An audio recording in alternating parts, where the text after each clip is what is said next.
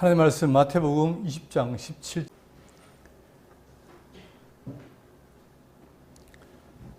예수께서 예루살렘으로 가려 하실 때에 12제자를 따로 데리시고 길에서 이르시되 보라 우리가 예루살렘으로 올라가노니 인자가 대제사장들과 서기관들에게 넘겨지매 그들이 죽이기로 결의하고 이방인들에게 넘겨주어 그를 조롱하며 채찍질하며 십자가에 못 박게 할 것이나 제3일에 살아나리라.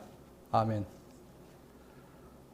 지금 우리가 살피고 있는 마태복음 20장 17절 이하의 내용은 갈릴리 사역을 끝내시고 이제 유대 지역으로 옮기셨죠. 그래서 지금은 예루살렘으로 가시는 길입니다.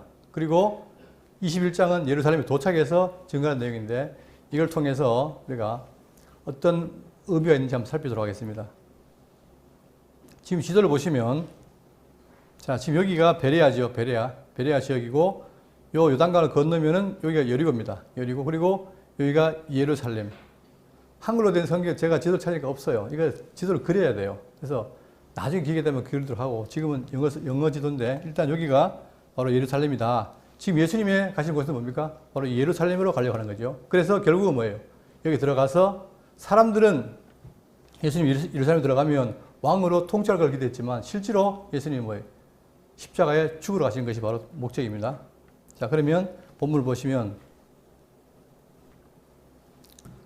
예수께서 예루살렘으로 올라가려 하실 때에 자, 지금 올라가려 하실 때라보다는 올라가고 있을 때라고 하면 더 좋습니다. 12제자를 따로 데리시고 길에서 이르시되 자, 지금 무리가 예수님이 가는 곳마다 무리가 많이 따라다니죠. 그런데 예수님이 따로 12명을 따로 부른 거예요.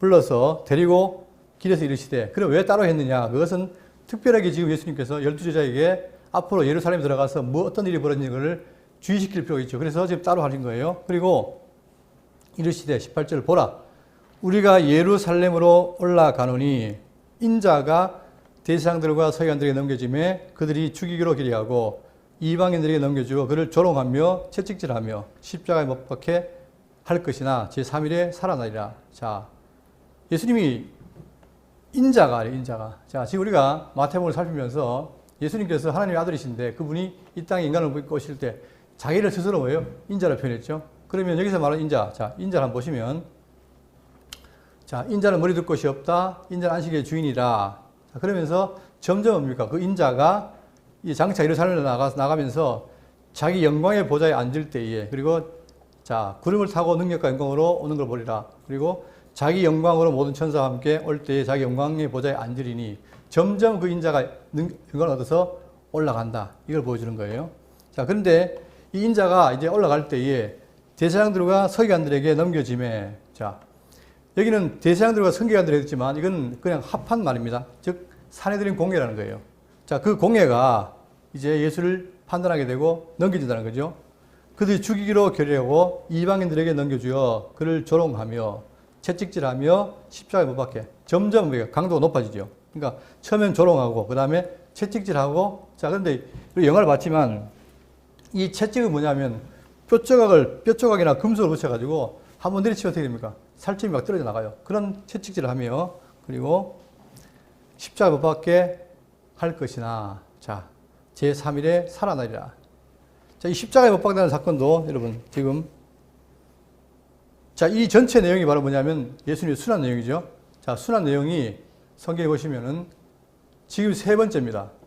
첫 번째는 뭐냐면은 베드로가 신앙 고백한 가이사랴 빌립보 이방 땅에서 한번 했고 두 번째는 비오나산 사건 이후에 갈릴리 지역에서 또 예고를 하고 오늘 지금 예루살렘을 가고 있을 때의 세 번째 예고입니다. 그리고 26장에 가면 또 네 번째가 있는데 어쨌든 간에 지금 예수님이 계속해서 뭡니까? 제자들에게 내가 죽으러 간다라고 순환을 예고를 하고 있습니다. 자, 그 다음에 이제 자, 십자가에 못 박는다 그랬는데 이 십자가의 사건은 실제로 유대인들은 뭡니까? 이 형법이 뭐예요? 돌로 쳐 죽이는 거죠. 그런데 예수님은 죽는데 어떻게 되냐? 십자가에 못 박게 한다 그랬어요. 그리고 누구에게? 이방인들에게 넘겨주어서 그러면 이방인들의 손에 죽어서 자, 십자가 못 박힌다. 그것은 구약의 예언되기를 신명기 21장 23절 보시면 그 시체를 나무 위에 밤새도록 두지 말고 그날에 장사하여 내 하나님 여호와께서 내게 기업으로 주신 땅을 더럽히지 말라. 나무 위에 달린 자는 하나님께 저주를 받았음이니라. 구약에 말하기를 나무에 달린 자는 뭐예요? 저주를 받았다 이 말이죠. 지금 예수님이 저주받는다는 사실을 보여주는 거예요. 자, 그리고 자, 갈라디아 3:13절 그리스도께서 우리를 위하여 저주를 받은 바 되사 율법의 저주에서 우리를 속량하였으니 기록된 바 나무에 달린 자마다 저주 아래 있는 자라 하였습니다. 결국은 이방인의 손에 넘겨져서 누가? 사늘이 있는 공예가 이방인에게 넘겨서 조롱당하고 채찍질하며 십자가에 못 박게 한다. 그런데 그것이 끝나는 게 아니라 뭐라고 했습니까? 제3일에 살아나리라. 이게 핵심이죠. 그분은 하나님 아들로서 우리 죄를 사하기 위해서 십자가 죽으시는데 죽음으로 끝나는 게 아니라 이 사망 것을 이기기 위해서 뭐 한다는 겁니까? 부활하신다는 거예요. 부활. 이 부활의 사실을 지금 증거해 주고 있습니다. 그리고 자, 그 다음에 20절입니다. 그때에 세베대의 아들의 어머니가 그 아들들을 데리고 와서 예수께 와서 절하며 무엇을 구하니 예수께서 이르시되 무엇을 원하느냐 이르되 나의 이 두 아들을 주의 나라에서 하나는 주의 우편에 하나는 주의 좌편에 앉게 명하소서. 예수께서 대답하여 이르시되 너희는 너희가 구하는 것을 알지 못하는도다. 내가 마시려는 잔을 너희가 마실 수 있느냐? 그들이 말하되 할 수 있나이다. 자, 우리가 지난번에도 예수님이 예루살렘에 가까이 가니까 어떻게 했습니까? 주여, 천국에서 누가 크니까? 그러니까 예수님을 따르는 제사장의 관심이 뭐냐면 예수님이 일단 예루살렘 들어가면 왕이 될 것이고 그러면 세상을 다스릴 텐데 그럴 때에 내가 어느 위치에 갈 것인가? 이게 관심인 거예요. 그때 예수님이 뭐라 했습니까? 천국은 어린아이와 같은 자가 크다 그랬죠. 이렇게 말씀하신 거예요. 그러니까 세상과 다르다는 얘기죠. 이때도 마찬가지. 그때 즉 예루살렘에 가는 그 시점에 세베대 아들의 어머니가 자, 이 표현이 좀 이상하죠. 세베대의 아들의 어머니, 그 세베대의 아내라고 하는데 세베대의 아들의 어머니가 자, 그럼 이가 누구냐? 이는 마가복음 14절을 보시면 멀리서 바라보는 자도 있었는데 그 중에 막달라 마리아와 또 작은 야고보와 요새의 어머니 마리아와 또 살로메가 있었으니 이 세베대 아들의 어머니가 바로 살로메예요. 살로메. 이 살로메는 누구냐면 예수님의 어머니 마리아의 뭡니까? 형제죠. 자매, 그러니까 같은 자매.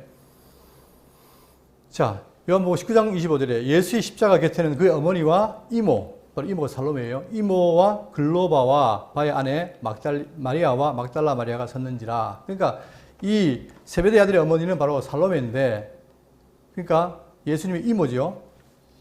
자, 그 어머니가 그러니까 이모가 조카에게 하는 말이에요. 지금 예수님께 그죠? 하는 말이 뭐냐면 아들들이 와서 예수께 절하면 무엇을 구하니 예수께서 이르시되 무엇을 원하느냐 이르되 나의 이 두 아들을 주의 나라에서 하나는 주의 우편에 하나는 주의 좌편에 앉게 명하소서.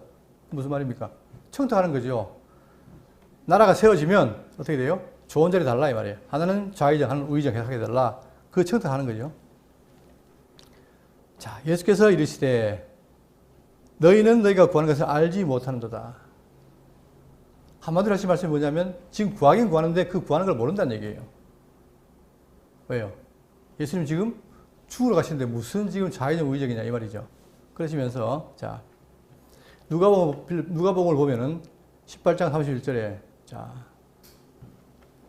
32절 인자가 이방인들에게 넘겨져 희롱을 당하고 능욕을 당하고 침뱉음을 당하겠으며 그들은 채찍질하고 그를 죽일 것이나 그는 3일 만에 살아나려 하시되 제자들이 이것을 하나도 깨닫지 못하였나니 그 말씀이 감추었으므로 그들이 그 이르신 바를 알지 못하였더라. 자, 소리는 들었어요. 그런데 뭐예요? 못 깨달았다. 그 이유는 뭡니까? 말씀이 감추었다는 얘기예요. 그러니까 말씀이 깨달아지지 않으니까 안 들리는 거예요. 그러니까 그 말이 뭔지를 몰라요. 예수님 죽으러 간다는데 그 생각은 뭐예요? 뭐 죽느냐? 예수님은 지금 뭐라 한다? 하나님 아들로서 왕으로 등극한다. 그 생각만 한 거죠. 그러니까 그게 안 들리는 거예요. 자기 생각은 뭐예요? 화려한 왕으로 등극할 것만 생각하고 예수님은 죽으러 간다 그러고. 그러니까 지금 말씀이 감추었으므로 알지 못하였더라. 이렇게 말하고 있습니다. 그러면서 본문을 가시면 자, 내가 마시려는 잔을 너희가 마실 수 있느냐? 예수님이 뭐예요? 지금 내가 마실 잔이 있다는 거예요. 이 잔을 너희도 마실 수 있느냐라고 물으니까 그들이 말하되 할 수 있나이다. 아주 당당하게 할 수 있나이다 했단 말입니다. 그러면 왜 이런 말을 쉽게 했을까? 그 이유가 있어요. 자, 성경 구약에 보면은 이 잔이라는 말이 번영을 뜻하는 잔이 있어요. 번영. 그러니까 예를 들어서 시편 16편 5절에 여호와는 나의 산업과 나의 잔의 소득이시니 나의 분깃을 지키시나이다. 그 다음에 시편 23편 5절에 주께서 내 원수의 목전에서 내게 상을 차려주시고 기름을 내 머리에 부으셨으니 내 잔이 넘치나이다. 이때 잔은 뭡니까? 아주 번영의 잔이란 말입니다. 그 다음에 그만 있는 게 아니고 역경의 잔이 있어요. 시편 75편 8절 여호와의 손에 잔이 있어 술 거품이 일어나도다. 속에 섞은 것이 가득한 그 잔을 하느님이 쏟아내시나니 실로 그 찌꺼기까지도 땅의 모든 악인이 기울여 마시리로다. 또 이사야 51장 17절에 보시면 여호와의 손에서 그의 분노의 잔을 마신 예루살렘이여 깰지어다 일어설지어다. 네가 이미 비틀거림치게 하는 큰 잔을 마셔 다 비웠도다. 지금 예수님이 뭡니까? 내가 주어진 역경의 잔을 마셔야 된다고 하는데 이들은 뭘 생각한 거예요? 예수님이 왕으로 등극하니까 아주 번영스러운 풍요로운 잔을 마시겠냐라고 듣고 자기도 어떻게 해요? 그대로 마시겠다라고 한 거예요. 이 아이러니죠. 자, 23절 본문. 이르시되 내가 과연 내 잔을 마시려니 와 내 좌우편에 앉는 것은 내가 주는 것이 아니라. 자, 이 말씀은 뭐냐면, 자, 어쨌든 간에 과연 내 잔을 마신다. 앞으로 뭐가 있다는 겁니까? 저자들에게. 나와 같은 고난이 있다 얘기예요. 그걸 마시게 된다는 얘기예요. 그러나 내 좌우편에 앉는 것은 내가 주는 것이 아니라 내 아버지께서 누구를 위하여 예비하시든지 그들이 얻을 것이니라. 그러니까 내가 좌우편에 우편에 앉다 그런 권한이 없다는 거예요. 아버지께서 하신 거다. 이렇게 말한 다음에 열제자가 듣고 그 두 형제에게 대하여 분이 여기거늘. 그렇죠. 다들 뭐예요? 다들. 다 높아지고 싶은데 왜 너 둘이만 그러냐. 그러면서 경쟁이 붙어가지고 다들 분이 여겼어요. 25절. 예수께서 제자들을 불러다가 이르시되 이방인의 집권자들이 그들을 임의로 주관하고 그 고관들이 그들에게 권세를 부린 줄 너희가 알거니와. 자, 그러면 제자들이 왜 그렇게 좌의적 의지가 되기를 원했을까? 세상을 보니까 뭡니까? 권력과 힘 있는 사람이 백성들을 누르고 지배하더라 이 말입니다. 그러니까 자기들도 똑같이 뭐예요? 예수님이 세운 나라가 되면 그렇게 하고 싶은 거예요. 그런데 26절에 너희 중에는 그렇지 않아야 하나니. 예수님이 계속 반대의 말씀하시는 거예요. 세상은 그렇다 할지라도 지금 내가 세운 나라, 내 나라에는 그렇지 않다는 거예요. 그러면서 너희 중에 누구든지 크고자 하는 자는 너희를 섬기는 자가 되고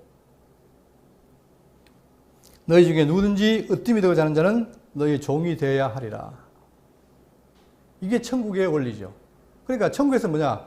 높은 자가 높은 게 아니라 높은 자가 되려면 어떻게 돼요? 가장 낮아지고 섬겨야 한다 이거예요. 여러분, 우리는 이 내용을 통해서 상당히 많은 교훈을 받아야 됩니다. 왜냐하면 오늘날 교회가 왜 이렇게 됐을까? 결국은 말씀에 집착하지 않았고 그 말씀이 뭔지 모르니까 교회 내에서도 뭡니까? 세상의 원리가 그대로 오는 거예요. 세상의 권력자가 교회의 권력자가 되고 세상의 부자가 교회에서도 부자가 되는 거예요. 근데 그것을 아무렇지않게 생각하고 당연히 그런 걸로 생각했단 말입니다. 이것이 한국교회 이렇게 어떻게 망하게 한 거죠. 그러니까 성경의 원리는 뭐냐면 철저하게 천국은 뭐다? 높은 자가 섬긴다는 거예요. 그러나 세상은 뭡니까? 높은 자가 마음대로 해요. 노동자의 목숨도 마음대로 할 수 있어요. 그게 세상이란 말입니다. 그러나 천국은 그게 아니라 천국은 철저하게 뭐예요? 예수님도 그랬고 천국의 지도자는 낮에서 섬긴다 이 말입니다. 그런데 오늘날 교회가 그런 모습을 점점 잃어가고 있다는 얘기죠. 목사는 목사대로, 장로는 장로대로, 그리고 모든 지도자들이 자기 위치를 못하기 때문에 점점 교회가 세속화돼가고 심지어는 외부로부터 엄청난 비난을 받는 그런 형편이 됐습니다. 바로 이 내용을 통해서 전부 우리가 확인하고 돌이켜야 돼요. 그러니까 남 말할 것 없이 대구 장로교 성도님들이 이 내용을 깊이 새기시고 정말 이 교회는 이런 것이구나. 세상의 원리가 포함되지 않는 것이 교회구나. 그걸 아셔야 돼요. 그러니까 세상에 높아지기 위해서 어떻게 하면 남을 죽여야 되잖아요. 그러나 성경은 뭐라고 하냐면 교회는 천국은 오히려 남을 섬긴다. 그렇기 때문에 분쟁이 없는 거죠. 다시 보시면 자 너희 중에는 그렇지 않아야 하나니 너희 중에 누구든지 크고자 하는 자는 너희를 섬기는 자가 되고 우리는 빨리 커서 어떻게 해요? 섬긴 자가 되는 게 아니라 군림하는 자가 되려고 한단 말입니다. 그래야 그게 세상적으로 성공이라고 생각하죠. 너희 중 누구든지 어찌 되어 사는 자는 너희의 종이 되어야 하리라. 그러니까 우리가 잘 쓰는 말 중에 뭐냐면 섬긴다는 말 써요. 종이 되겠다, 섬긴다. 이게 구호가 아니라 실제로 그런 거예요. 그러면 누가 가능하냐? 바로 예수 그리스도의 사랑을 깊이 깨달은 자. 그런 사람은 정말 지체를 사랑하고 섬기는 자세가 될 수 있습니다.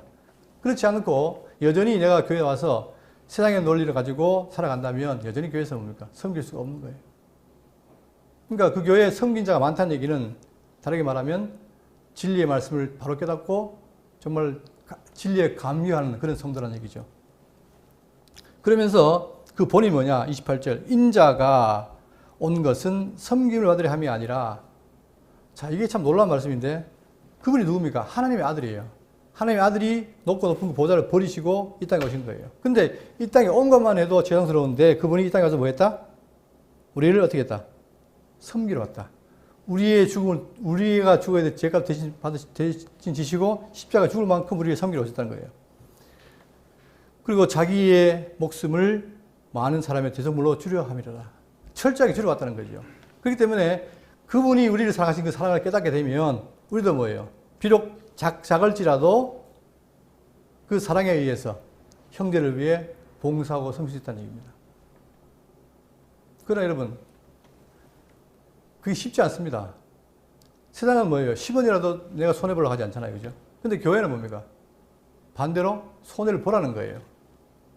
그러면, 자, 세상에 살 때는 손해를 안 보고 살다가 또 교회 가지고는 손해를 보고 살고 이게 안 되잖아요. 그런데 그 사이에 뭐가 있냐? 바로 교회 안에는 그리스도의 복음의 진리, 이 진리의 사랑의 은혜를 깨닫는 그것이 있다는 거예요. 그러니까 날마다 교회는 뭘 해야 되느냐? 말씀을 통해서 그분의 사랑을 깨닫는 게 중요해요. 그러니까 서서히 보면 계속해서 뭡니까? 그의 사랑의 깊이와 넓이와 높이를 깨닫고 하잖아요. 그게 개인적인 성도들이 다 깨달아야 돼요. 그래야만이 교회가 그분처럼 섬기는 일에 할 수 있다는 얘기죠. 그래서 예수님은 계속해서 세상 가운데 있는 제자들을 불러서 따로 그들에게 가르칩니다. 뭐라고? 섬기라고. 이것이 크다고. 근데 제자들의 머릿속에는 뭐예요? 그게 아니라 어쨌든 간에 좌의정 우의정 높은 곳에 앉는 것이 크다고 생각하는 거예요. 그걸 예수님은 계속해서 깨고 있습니다. 그런데 놀랍게도 이 사실이 예수님 죽기 전에는 몰라요. 근데 나중에 약속된 성령이 오면 어떻게 됩니까? 성령이 와서 그분이 가르친 말씀을 깨닫게 하니까 그제서야 그들도 깨닫고 섬기기 시작하는 겁니다.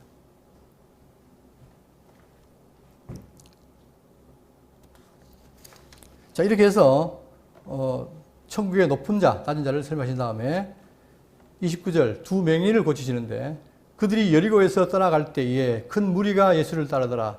맹인 두 사람이 길가에 앉았다가 예수께서 지나가신다음을 듣고 소리질러 이르되 주여 우리를 불쌍히 여기소서 다윗의 자손이여 하니 무리가 꾸짖어 담담하라 하되 더욱 소리질러 이르되 주여 우리를 불쌍히 여기소서 다윗의 자손이여 하는지라. 예수께서 머물러 서서 그들을 불러 이르시되 너희에게 무엇을 하여 주기를 원하느냐 이르되 주여 우리의 눈뜨기를 원하나이다. 예수께서 불쌍히 여기사 그들의 눈을 만지시니 곧 보게 되어 그들이 예수를 따르니라. 자, 많은 병들을 고쳤잖아요. 그죠? 근데 여기도 지금 두 맹인을 고친 거예요. 근데 이 내용의 포인트가 바로 뭐냐면 이 두 맹인의 반응입니다. 뭐라고 합니까? 주여 우리를 불쌍히 여기소서 하면서 뭐라 그래요? 다윗의 자손이라 한단 말이에요. 자, 마태복음에 두 번 얘기했어요. 첫 번째가 뭐냐면 여러분 가나안 여인이 뭐예요? 가나안 여인이 자기 딸이 귀신 들었을 때 와가지고 어떻게 합니까? 다윗 자손이라고 한단 말입니다. 그러니까 이것은 뭐냐면 벌써 이방인도 구약에 예언된 다윗 자손, 즉 메시아가 온다는 사실을 알고 있고 그가 오면 뭐예요? 우리 모든 병마에서 이긴다는 사실을 알고 있는 거예요. 그러니까 지금 이 두 맹인도 맹인이 안 보일 거 아니에요. 그런데 막 주변에 웅성하니까 소리가 들렸어요. 자, 그러니까 이게 누구냐 하니까 예수가 지나간다는 말을 듣고 바로 반응한 게 뭐냐면 주여 우리를 불쌍히 여기소서 다윗의 자손이여 하니.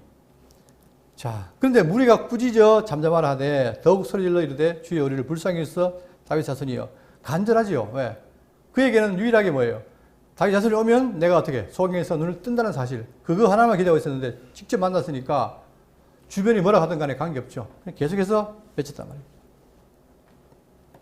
그러니까 예수께서 머물러서서 그들을 불러 이르시되 너희에게 무엇을 하여 주기를 원하느냐 이르되 주여 우리의 눈뜨기를 원하나이다. 예수께서 불쌍히 여기사 그들의 눈을 만지시니 곧 보게 되어 그들이 예수를 따르더라. 자, 바로 두 맹인이 다윗 자손을 만나서 눈을 뜨는 사건. 그리고 이들의 고백은 바로 뭐냐? 이 두 맹인의 고백은 다윗의 자손이요 이거란 말입니다. 자, 그럼 이 뒤에 나오겠지만 뒤에는 뭐라 하냐? 무리도 뭐라 하냐? 나중에 한번 하겠습니다. 그럼 자, 지금까지는 예루살렘으로 가는 길이었어요. 이제 21장 1절. 자, 이 지도를 보시면 여기가 감람산이에요. 여기가 성전이고 여기가 예루살렘 성곽입니다. 이 그림으로 보시기 그렇으면 이걸 보시면 자, 여기에 성전이 있고 예루살렘 도시가 있고 자, 여기가 감람산 베다니 벳바게. 그러니까 지금 요 감람산과 베다니 벳바게가 지금 중심이에요. 여기 예루살렘 바로 바뀝니다. 자, 그리고 여기 감람산에서, 감람산이 좀 높은데 여기서 여기 있는 성전을 바라보면 어떻게 되느냐? 바로 이 모습이에요. 이거 보이시죠? 지금 오마르 신당 있죠? 요 신당, 요게 보이잖아요. 이게 이렇게 보여요.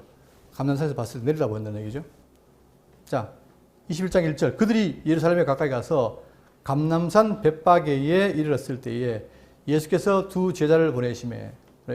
자, 감람산이라는 것이 역사적으로 중요한 의미가 있습니다. 왜냐하면 스가랴 14장 3절. 그때 여호와께서 나가사 그 이방 나라들을 치시되 이왕의 전쟁 날에 싸움과 같이 하시리라. 그날에 그의 발이 예루살렘 앞 곧 동쪽 감람산에 서실 것이요. 자, 누구의 발이에요? 여호와의 발이 예루살렘 앞 곧 동쪽 감람산에 서실 것이다 라고 스가랴가 예언했어요. 그러니까 지금 예수님이 거기 와 있습니까? 이 감람산에 계신 거예요. 그러면서 또 나중에 뒤에 가면은 24장에 가면은 예수께서 감람산 위에 앉으셨을 때에 제자들이 조용히 와서 이르되 우리에게 이르소서 어느 때에 이런 일이 있겠사오며 주의 임하심과 세상 끝에는 무슨 징조가 있사오리까. 다시 말하면 예수님이 다시 임하신 재림할 때에 어떤 징조가 있겠냐고 물어본 것이 바로 감람산입니다. 지금 거기에 예수님이 오신 거예요.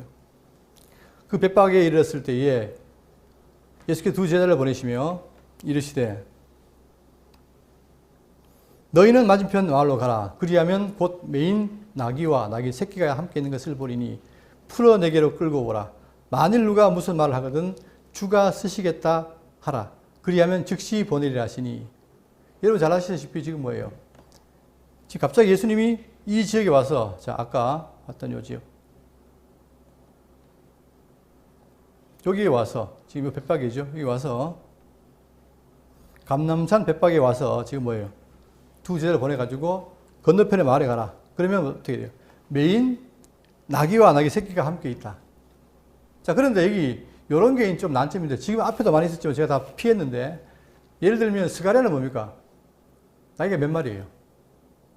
나귀가 한 마리밖에 없어요. 새끼밖에 없어요. 그런데 마태는 뭐라고 하냐면 자, 메인 나귀와 나귀 새끼가 함께 있는 것을 보리니 두 마리가 나와요.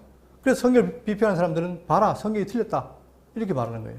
그러나 자, 마태가 편집할 때 왜 이렇게 했을까? 그 이유는 뭐냐면 지금 이 나귀 새끼가 뭐예요? 아직 멍에도 매지 않았고 사람을 태운 적이 없어요. 그러다 보니까 혹시나 놀래서 도망갈까 봐 누가 옆에 어미가 있으면 뭐예요?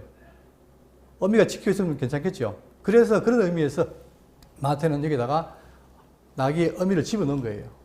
이게 무슨 사실 안 맞다 그런 의미가 아니라 자, 어쨌든 간에 지금 나귀 새끼 있는 것을 함께 보리니 풀어 내게로 끌고 오라. 만일 누가 무슨 말을 하거든 주가 쓰시겠다 하라. 자, 여기서 이 나귀 지금 예수님이 이제 뭐예요? 예루살렘 입성할 때 뭘 탄다는 얘기입니까? 나귀를 탄다는 거죠. 그러면 이 나귀가 의미하는 말은 뭐냐면 자, 구약에는 계속해서 뭐예요? 메시아가 오시게 대한 뭐가 있습니까? 예언들이 있어요.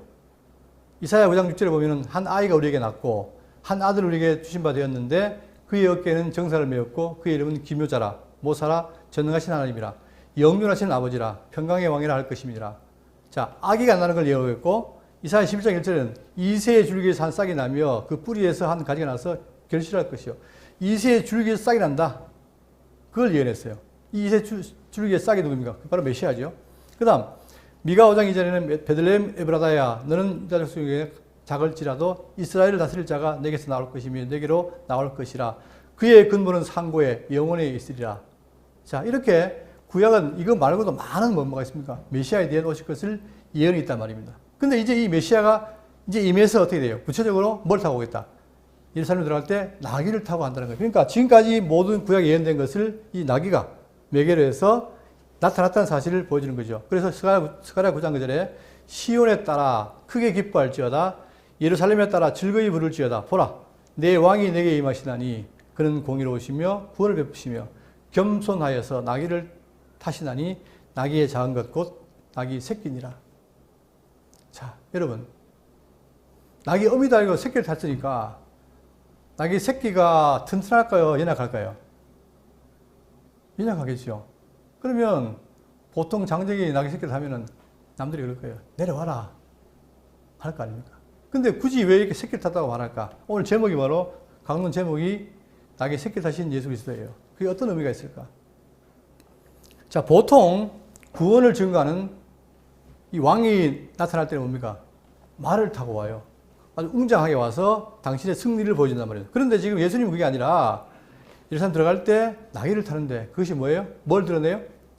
여기 나오잖아요. 겸손하여서. 자, 바로 메시아의 겸손을 드러내는 거예요.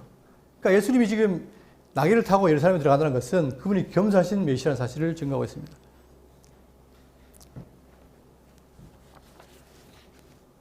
자, 그 다음에 본문에 주가 쓰시겠다 하라 그리하면 즉시 보내리라. 지금 이 나귀의 주인이 누굽니까? 이웃 마을에 나귀의 주인이 따로 있죠. 그죠? 그런데 그 나귀를 주가 쓰시겠다 하라. 만일 무슨 말을 하거든 주가 쓰시겠다 하라. 그리하면 즉시 보내리라 했을 때 이 주가 누구냐? 이 주는 나귀의 주인도 아닙니다. 또한 구약에 나오는 여호와 주도 아닙니다. 이게 누구를 가리킵니까? 바로 메시아로서 자기 자신을 증거하신 예수 그리스도에 대한 자기 증거입니다. 그리고 자신의 신적 속성을 사람들에게 드러내가지고 바로 나타내기 위해서 쓰신 표현이 바로 이 표현이에요. 그러니까 주가 쓰시겠다 하면 어떻게 됩니까? 그들이 풀어 보내리라고 했는데 이게 바로 이 땅에 오신 인자의 능력이죠. 우리가 옛날에 그 인자의 권세를 배웠죠. 그러니까 그분이 모든 권세가 있는 거예요. 그러니까 심지어는 뭐도 나귀도 마음대로 할 수 있는 그런 능력이 있다는 얘기예요. 그러니까 만약에 그 주인이 자기 거라고 때렸으면 어떻게 됩니까? 못 때릴 거 아니에요. 근데 예수님 말씀이 뭐냐면 그게 아니라 주가 쓰시겠다 하면 보내줄 것이다. 그래서 데리고 온 거예요. 자, 이런 하나하나 사건들이 바로 뭐냐면 구약에 예언된 대로 됐다는 것이죠. 그러면서 4절 이는 선지자를 통하여 하신 말씀을 이루려 하심이라 일렀으되 시온 딸에게 이르기를 내 왕이 내게 임하나니 그는 겸손하여 나귀 곧 멍에 매는 짐승의 새끼를 탓도다 하라 하였느니라. 자, 이렇게 된 것이 바로 뭐냐면 그냥 된 것이 아니라 선지자를 통하여 하신 말씀.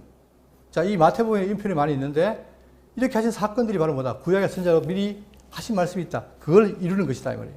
그럼 뭐냐? 여기서 시온 딸, 이 시온의 딸이라는 말은 뭐냐면 예루살렘 및 그 주민 전체를 가리키는 구약의 시적인 표현이에요. 그러니까 예루살렘과 그 주민들, 자, 그들을 가리키는 말이에요. 그 시온 딸에게 이르기를 내 왕이 내게 임하나니 그는 겸손하여 나귀 곧 멍에 매는 짐승 새끼를 탓도다 하라 하였느니라. 이게 뭘까? 이게 무엇인가 하면 자, 여기 나옵니다. 두 가지인데 이사야 62장 11절과 스가랴 9장 9절을 두 개를 묶어 놓은 거예요. 자, 보시면 이사야 62장 11절 보시면 여호와께서 땅 끝까지 선포하시되 너희는 딸 시온에게 이르되 보라 내 구원이 이르렀느니라. 보라 상급이 그에게 있고 보응이 그 앞에 있느니라 하셨느니라. 자, 이게 이사야가 예언한 거예요. 그 다음 스가랴는 아까 읽었죠. 시온에 따라 크게 기뻐할지어다 예루살렘에 따라 즐거이 부를지어다. 보라 내 왕이 내게 임하시나니 그는 공의로우시며 구원을 베푸시며 겸손하여서 나귀를 타시나니 나귀의 작은 것 곧 나귀 새끼니라. 이 두 가지를 같이 붙여놓은 이유가 바로 뭐냐면 지금 대상은 누굽니까? 대상은 딸 시온이에요. 자, 이사야 62장도 딸 시온이고 스가랴도 뭐예요? 시온에 따라 했죠. 근데 달라진 게 뭐냐면은 자, 62장 11절은 뭐냐면 마치 왕이 승리해서 계산하는 것처럼 보인단 말입니다. 웅장하게. 그런데 스가랴 9장은 뭐냐? 이렇게 해야 되는데 그렇게 하지 않고 어떻게 했다? 이 메시아는 예루살렘에 입성할 때 자, 구원을 베푸는데 어떻게 했다? 겸손해서 나귀를 탔다 이 말이에요. 이것이 바로 아까 말씀드린 것처럼 예수님이 뭐라는 거예요? 메시아로서 겸손한 분이다 하는 것을 증거하기 위해서 이것을 기록했다고 말해주고 있습니다. 그리고 거기 보시면 자, 겸손하여 나귀 곧 뭘 탔어요? 멍에 매는 짐승의 새끼를 탔다. 자, 멍에 맨다는 거 이거 보세요. 멍에라는 게 뭡니까? 전 잘 모르지만 이렇게 뭐 쉬운 게 있잖아요. 그죠? 그걸 잘 부리기 위해서 하는 겁니까? 예. 그 멍에. 예. 뒤에 이렇게 지운 거죠. 그래서 그러니까 주인이 이렇게 쉽게 하기 위해서. 자, 그런데 그럼 왜 멍에매는 짐승 새끼를 했느냐? 그 이유는 바로 뭐냐면 마택 의도가 있는 거예요. 자, 이 아직 새끼는 멍에를 매지 않았죠. 그러나 곧 무거운 짐을 매야 되죠. 매야 돼요. 왜? 그 나귀의 운명이란 말입니다. 자, 그런데 이것은 바로 나귀가 아까 평화를 나타내지만 동시에 뭡니까? 고난을 상징하는 거예요. 즉 메시아가 십자가의 고난을 당할 것을 지금 미리 보여주는 거예요. 그러니까 이 나귀를 탄 멍에매는 나귀를 탄다는 얘기는 뭐예요? 앞으로 고난을 받을 것이다. 그러나 그분은 뭐예요? 우리에게 평화를 나타내는 그러한 메시아라는 것을 동시에 증가하기 위해서 바로 멍에매는 나귀를 타라고 말해주고 있습니다. 그래서 6절 보시면 지네들이 가서 예수께서 명하신 대로 하여 나귀와 나귀 새끼를 끌고 와서 자기들의 겉옷을 그 위에 얹으며 예수께서 그 위에 타시니 무리의 대다수는 그들의 겉옷을 길에 펴고 다른 이들은 나뭇가지를 베어 길에 펴고 앞에서 가고 뒤에서 따르는 무리가 소리 높여 이르되 호산나 다윗의 자손이여 찬송하리로다 주의 이름으로 오신 이여 가장 높은 곳에서 호산나 하더라. 아주 지금 난리가 난 거예요. 그동안 예수가 누군지 알았고 그분이 많은 기적을 일으키니까 사람들은 관심이 많았죠. 그러니까 지금 예수님이 예루살렘 입성한다니까 전부 다 환영의 분위기인 거예요. 무리가 나와서. 그래서 옷도 벗고 깔아놓고 막 와가지고 거의 축제가 된 분위기죠. 그러면서 하는 얘기가 뭐냐면 소리 높여 호산나 다윗의 자손이여 찬송하리로다 주의 이름으로 오신 이여 가장 높은 곳에서 호산나 하더라. 그럼 이것은 뭐냐면 시편 118편 25절입니다. 여호와여 구하옵나니 이제 구원하소서. 여호와여 우리가 구하옵나니 이제 형통하게 하소서. 여호와 이름으로 오는 자가 복이 있으며 우리가 여호와의 집에서 너희를 축복하였도다. 이 시편의 내용이 그대로 이루어진 거예요. 그런데 여기서 호산나란 말이 뭐냐면 이 호산나란 말이 어떤 구호처럼 보이는데 이게 뭐냐면은 자 도우소서 구원하소서 그런 뜻이에요. 그러니까 지금 마태는 뭐예요? 이제 구원하소서 형통해서 이 말을 뭘로 바꾼 거예요? 호산나라고 바꾼 거예요. 여기 나오는 이 말을 바꾸고 그 다음에 구약에 없는 말을 씁니다. 바로 뭡니까? 다윗의 자손이요. 그죠? 그러니까 지금 이분이 누구라는 거예요? 메시아예요 그 말이죠. 그러면서 찬송하리로다 주의 이름으로 오신 이여 가장 높은 곳에서 호산나 하더라. 결국은 이 시편 118편 25절 인용해서 그대로 마태가 지금 기록하고 있다. 거기에 다윗 자손을 지금 삽입해서 더 분명히 하고 있다는 사실을 보여주고 있습니다.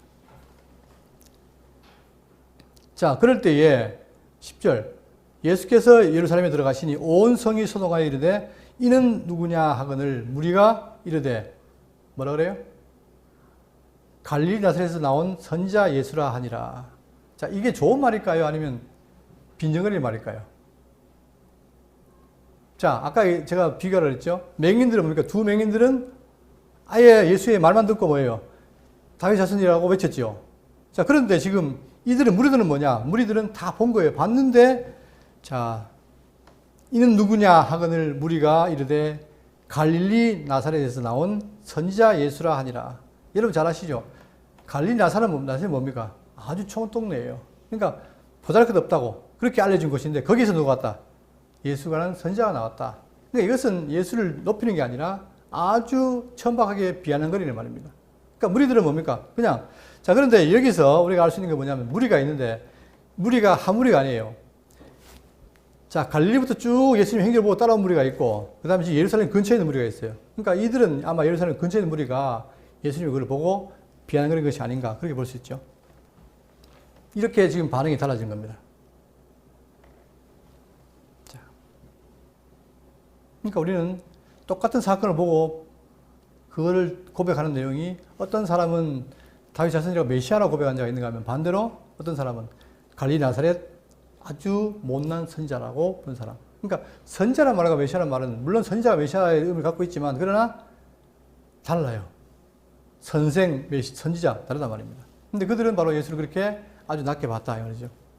자, 그럴 때 이제 12절 이제 성전에서 하신 일인데 12절 예수께서 성전에 들어가사 성전 안에서 매매하는 모든 사람을 내쫓으시며 돈 바꾸는 사람들의 상과 비둘기 파는 사람들의 의자를 둘러엎으시고 자, 아주 이상한 일 하신 거예요. 자, 그러면 이 성전은 뭐냐면 여러분 잘 아시다시피 지금 예수님 앞에 저희들이 성전 자랑했죠. 근데 그게 지금도 지금도 지어지고 있는 거죠. 몇 년 동안? 46년 동안.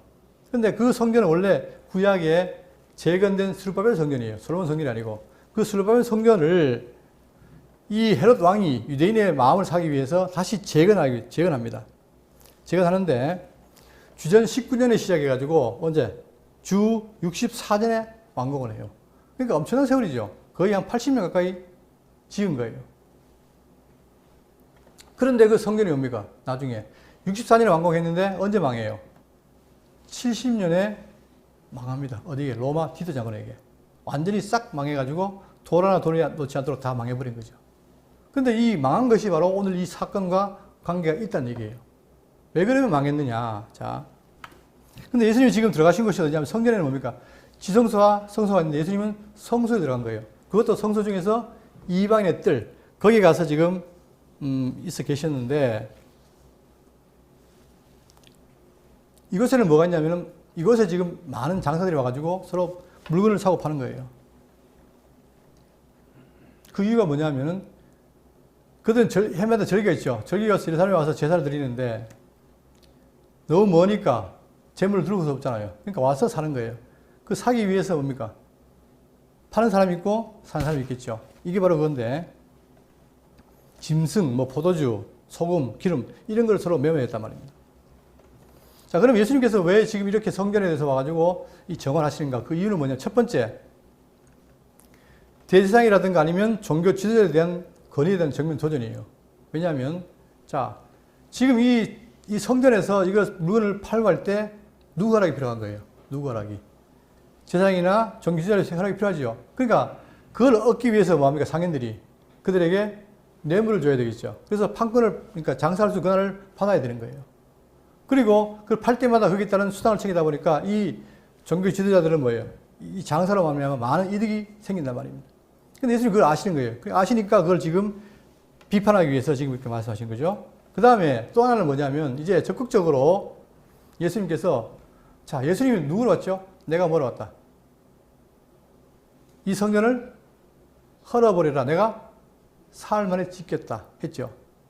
자, 이게 지금까지 이 예루살렘 성전은 뭡니까? 구약에 있는 모세의 법을 따라서 지킨 제사였단 말입니다. 자, 그런데 예수님이 뭐라고 하셨어요? 영원한 제사를 드리러 하시죠. 그러니까 이 과거의 이 제사는 이제 끝이 난다, 안 난다? 끝이 난다, 이 말이에요. 그걸 알려주기 위해서 더 이상 유대인들의 육적인 희생 제사를 받지 않겠다라는 것을 지금 보여주기 위한 사건이기도 합니다. 그러니까 대제사장들을 지금 비판하기도 있고 또 하나는 뭐예요? 그러면서요. 대제사장들을 비판한다면 결국 뭐예요? 그 비판하는 것이 비판으로 끝나는 게 아니라 미국으로 돌아와서 결국 예수님이 죽게 된단 말입니다. 그 원인이 되는 게 다예요. 자, 그러니까 굉장히 지금 이 성전 정화 사건은 단순하게 예수님이 그냥 막 의로워가지고 성전을 이렇게 했구나. 그게 아니라 그 속에 숨은 뜻은 굉장히 큰 뜻이 있습니다. 이제 더 이상 구약의 모형적인 제사는 더 이상 드리지 않겠다. 그리고 이 예루살렘은 곧 망한다. 그 말이에요. 13절 그들에게 이르시되 기록된 바 내 집은 기도하는 집이라 일컬음을 받으리라 하였거늘 너희는 강도의 소굴을 만드는도라 하시니라. 원래는 뭡니까? 이 성전이 뭐예요? 내 집, 하나님의 집은 기도하는 집이다.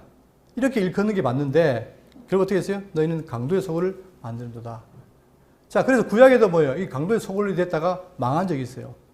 이 두 개를 동시에 인용하는데 한번 보시면 자, 이사야 50장 6절 보세요. 7절 내가 곧 그들을 나의 성산으로 인도하여 기도하는 내 집에서 그들을 기쁘게 할 것이며 그들의 번제와 희생을 나의 지단에서 기꺼이 받게 하리니 이는 내 집은 만민이 기도하는 집이라 일컬음을 빌을 것입니다. 이렇게 만민이 기도하는 집을 일컫는다고 했어요. 근데 또 뭐가 있냐? 예레미야 7장 10절에 내 이름으로 일컬음을 받는 이 집에 들어와서 내 앞에서 말하기를 우리가 구원을 얻으나이다 하느냐 이는 이 모든 가정한 일을 행하려 함이라. 내 이름으로 일컬음을 받는 이 집이 너희 눈에는 도둑의 속굴로 보이느냐. 결국은 뭐예요? 이 구약에 이렇게 했던 것처럼 예수님 당시도 뭡니까? 이 성전이 올바로 기능 못하고 결국은 기도하는 집이 뭐가 됐다? 강도의 소굴이 됐다. 그걸 책망하시는 거예요. 구약을 들어서. 자, 그러면서 14절 맹인과 전원자들이 성전에서 예수께 나오며 고쳐주시니. 자, 맹인과 저는 자들이 성경에 들어갈 수 있을까요? 못 들어가죠. 근데 예수님은 보란 듯이 뭐예요? 그들을 조롱하기 위해서 맹인과 저는 자들을 불러서 고쳐줍니다. 이것도 다 종교 지도자에게 뭐예요? 미운 가시가 되는 거죠. 자, 15절. 대제사장들과 서기관들이 예수께서 하시는 이상한 일과 성전에서 또 소리질러 호산나 다윗 자손이 하는 어린이들을 보고 노하여. 자, 보세요. 여기서 이상한 일이 바로 뭐냐면 이런 일들이에요, 지금. 다시 말하면 육체의 불구자를 고치는 일. 그걸 아무도 안 했단 말이에요, 지금까지. 그런데 그런 일을 하는 거예요, 예수님께서. 또한 성전도 막 지금 정화를 시키는 거예요. 이게 이상한 일 아닙니까? 이런 일들이. 자, 그런데 여기서 또 뭐예요? 그 일을 보고 어린 아이들이 뭐라 합니까? 성전에 소리를 질러요. 뭐라고? 호산나 다윗 자손이여 하는 어린이들을 보고. 이상한 일이에요. 이게 구약에 예언된 일인데 그걸 누가? 어린이들이 지금 막 소리를 지르는 거예요. 그걸 보고 얼마나 이상하겠습니까? 근데 그걸 보는 이 종교지자들은 뭐예요? 노할 수밖에 없죠. 그러나 예수님은 보란 듯이 하신 거예요. 왜? 구약을 이루기 위함도 하지만 결국은 그들의 비밀 받아서 결국은 죽으시려고. 16절 예수께 말하되 그들이 하는 말을 듣느냐? 예수께서 이르시되 그렇다. 어린 아기와 젖먹이들의 입에서 나오는 찬미를 온전하게 하셨나이다 함을 너희가 읽어본 일이 없느냐? 예수님은 시편을 통해서 하신 말씀이 뭐냐면 바로 구약에 예언되어 있다. 그게 지금 이루어진 것이다라고 하는데 너희들 못 읽어봤느냐? 하나님 말씀 모르느냐? 이렇게 책망하는 거죠. 자, 그리고는 그들을 떠나 성 밖으로 베다니에 가서 거기서 유하시니라. 아까 나왔죠? 감람산 벳박의 베다니. 그러니까 잠시 피해 계신 거예요. 그게 이제 예루살렘 밖이니까 피해 계신 거예요. 왜? 당장 잡히면 안 되니까. 그래서 예수님이 지금 베다니로 유하시게 됩니다. 자, 그리고 지금 오늘 이제 마지막 내용인데 18절. 이른 아침에 성으로 들어오실 때에 시장하신지라. 자, 시장하다는 말, 이게 사람들이 쓰는 말이잖아요. 그죠? 근데 예수님도 쓰신 거예요. 이 말이 왜 중요하냐면 사람들이 예수님을 뭐라고 생각했습니까? 그게 하나님의 계시다. 그게 환상이다. 유령이다. 이렇게 생각한 거예요. 그걸 가연설이라고 그러죠. 자, 예수님이 이걸 통해서 그거를 일축시켜버린 거죠. 내가 배가 고프다. 길가에서 한 무화과나무를 보시고 그리로 가사 잎사귀 밖에 아무것도 찾지 못하시고 나무에게 이르시되 이제부터 영원토록 내가 네가 열매를 맺지 못하리라 하시니 무화과나무가 곧 마른지라. 제자들이 보고 이상에게 이르되 무화과나무가 어찌하여 말랐나이까. 자, 지금 마태복음은 바로 뭐냐면은 예수님이 열매를 찾기 위해서 갔는데 없어요. 없으니까 바로 저주하니까 말랐다고 되죠. 그런데 이게 다른 성경에는 어떻게 되냐면 먼저 무화과 나무를 먼저 저주를 해요.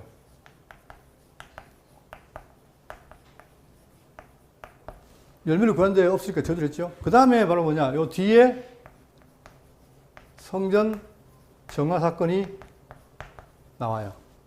그리고 그 다음에 어떻게 되냐, 그 저주한 것이 그대로 말라버려요. 그러니까 요 사이에 성전 정화 사건이 들어있는데 마태는 그러지 않고 어떻게 했습니까? 요 사건을 그냥 묶어서 바로 성전 정화 사건 뒤에다 기록한 거예요.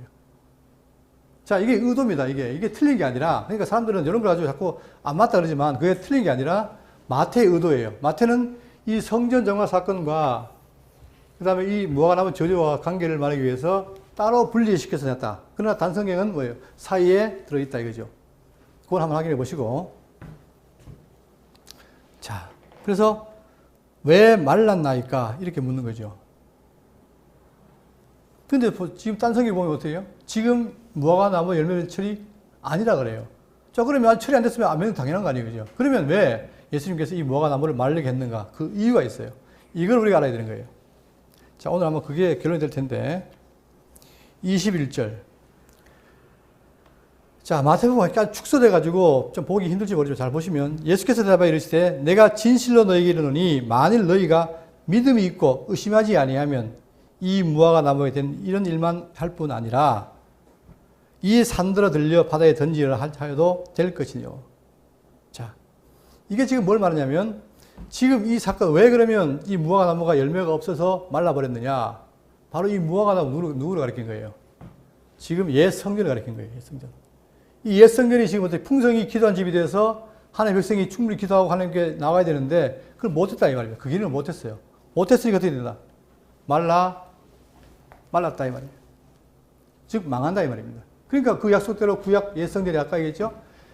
열심히 헤롯이 거의 80년 가까이 지어놓은 그 성전이 어떻게 했다? 짓자마자 완공되자마자 얼마 안 돼서 로마 디도 장군에서 망했잖아요. 그것처럼 자 지금 바로 이렇게 무화과 나무가 말라버렸다 이 말이에요. 자 그런데 예수님 말씀 뭐냐면 진실로 너희에게 이르노니 만일 너희가 믿음이 있고 근데 그들이 뭐가 없었단 말이에요. 믿음이 없었다죠. 요 내용은 계속 나와요. 구약에 성경에 나오는데 문제는 믿음이 없다는 거예요. 자 그런데 너희들이 믿음이 있고 의심하지 아니하면 이 무화과 나무에게 된 이런 일만 할 뿐만 아니라 이 산더러 들려 바다에 던지라 해도 될 것이요. 여기다 이 산을 바꿔보세요. 성전산으로. 성전인 산이 있죠. 이 산더러 바다에 던지라면 그래도 된다. 그래서 실제로 이 성전산이 망했잖아요. 지금. 가능하다는 얘기예요. 그러면서 너희가 기도할 때에 무엇이든지 믿고 구하는 것은 다 받으리라 하시니라. 자, 이 내용을 이해하기 쉽게 하기 위해서 제가 이 보세요. 요한복음 14장 12절에 내가 진실로 너희에게 이르노니 나를 믿는 자는 나의 하는 일을 저도 할 것이요. 또한 이보다 큰 것도 하리니. 자, 예수님이 하는 일도 하는데 뭘 한다? 더 큰 것도 한다 그래요. 지금 그 귀신도 못 쫓아내고 병도 못 고치는 그들을 뭘 큰일 하겠습니까? 근데 그 약속이에요. 이는 내가 아버지께로 감이니라. 너희가 내 이름으로 무엇인지 구하면 내가 시행하리니. 이는 아버지로 하여금 아들을 인하여 영광을 얻으시게 하려 함이라. 내 이름으로 무엇이든지 내게 구하면 내가 시행하리라. 너희가 나를 사랑하면 나의 계명을 지키리라. 바로 이것이 뭐냐? 새 성전. 지금 예수님 말로 이루어질 새 성전 있죠. 그 교회에서 이루어질 사건들을 지금 미리 예언하신 거예요. 그래서 나중에 보시면 사도행전 보시면 뭐예요? 예수님처럼 죽은 자도 살리고 많은 기적을 행하잖아요. 누가? 사도들이. 처음에는 그들이 믿음이 없어가지고 계속 핀잔을 먹었는데 성령이 오시니까 어떻게 됩니까? 성령이 오신 이유는 뭐예요? 그들이 더 큰 일을 행하고 더 믿어요. 그러니까 지금 예수님 말씀이 그대로 이루어지는 거죠. 이 사건은 뭐냐? 바로 신약에 와서 교회 시대에 이루어진다. 사도적 행전에.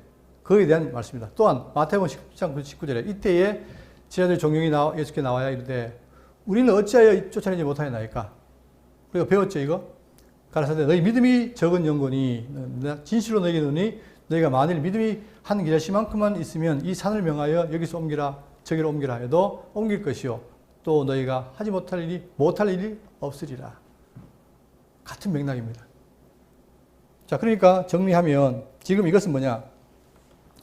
옛 성전은 기도한 집으로서 자 기능이 상실돼 버린 거예요. 그리고 강도에 구려됐죠. 그러니까 그걸 망한다. 이게 무화과가 말한 것처럼 망한다. 그러나 진정한 참 성전, 예수님이 되실 그 성전은 뭐예요? 그리스도 안에 있는 지자들은 다 받고 행할 수 있다. 이것에 대한 약속입니다. 실제로 우리가 이 내용을 바탕해서 사도행전을 보시면 그들이 예수님을 능가한 일을 하더라 이 말이에요. 왜 그러냐? 바로 이 말씀이 그대로 이루어진다는 사실이에요. 그러니까 오늘 우리는 나귀를 타고 입성하신 예수님, 그리고 성전을 정하시는 그 예수님, 그리고 지금 무화과 나무의 마른 사건을 통해서 장차 이루어질 그리스도의 말씀이 어떻게 이루어질 것인가를 미리 약속했는데 그것을 우리가 나중에 사도행전을 통해서 확인하면 되겠습니다. 자, 바로 이분이 지금 우리가 믿는 예수님입니다. 그분은 나귀를 타고 해서 겸손해서 평화를 증가하는 참 메시아이십니다.